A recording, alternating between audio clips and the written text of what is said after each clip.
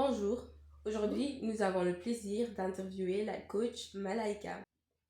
Elle est spécialisée dans le domaine du développement personnel et professionnel et également au niveau relationnel. Grâce à son expérience et sa passion pour l'accompagnement, Malaika souhaite aider de nombreuses personnes à surmonter les défis et à atteindre leurs objectifs. Quels sont les domaines spécifiques dans lesquels vous offrez des services de coaching? Premièrement, comme vous venez de le dire, je suis spécialisée dans le domaine du développement personnel et professionnel, et dans le domaine relationnel, c'est-à-dire je peux accompagner quelqu'un dans son projet professionnel, du début jusqu'à l'aboutissement du projet, et je peux aider une personne à trouver sa passion. Je peux également accompagner une personne à effectuer des tests d'évaluation pour savoir quel est son niveau, peu importe dans quel domaine il veut s'épanouir et évoluer. Ensuite, dans le côté personnel, je me spécialise plus dans les personnes qui ont des traumas, qui ont du mal à évoluer et à vivre. Vous avez un manque de confiance en vous et vous aimeriez qu'on puisse travailler dessus.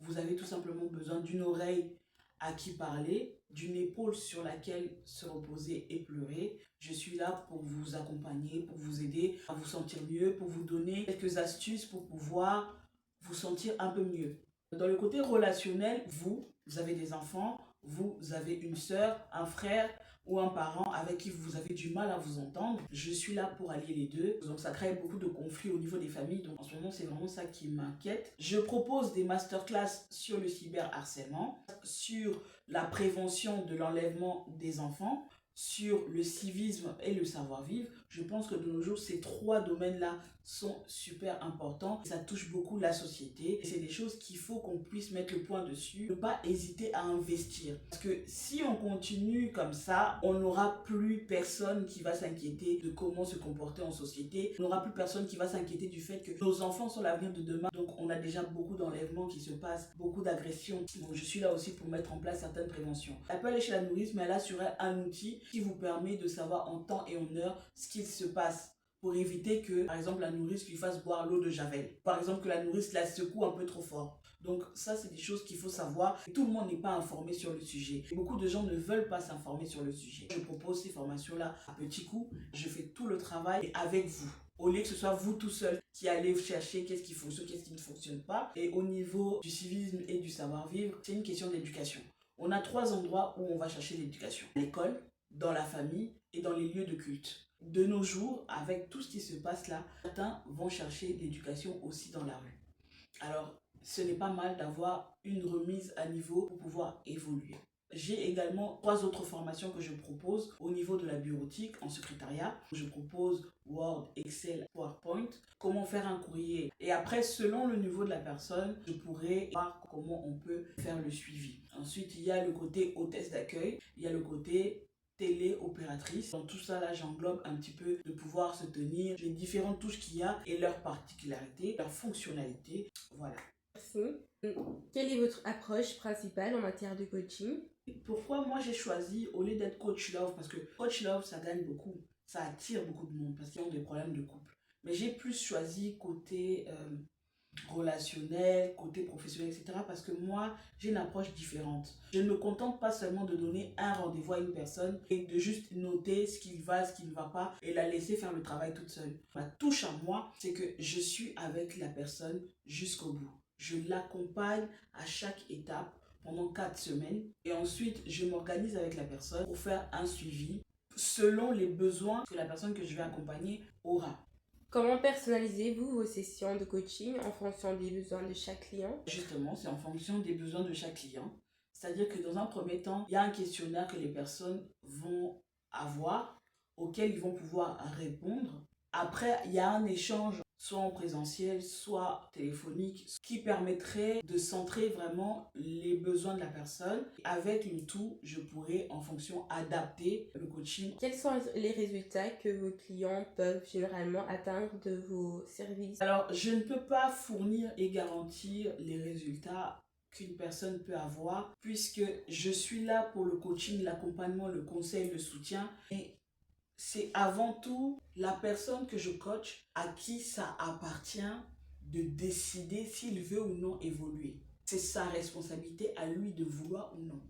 Le développement personnel, ce n'est pas quelque chose qui vienne de moi. Il faut que ça vienne de la personne en face de moi. Les garanties qu'il y a à la fin, les résultats qui dépendra de la personne et de sa volonté à elle. D'accord. Quelle est votre expérience professionnelle et vos qualifications en tant que coach? Au départ, je n'étais pas coach. J'ai fait un cursus de secrétariat.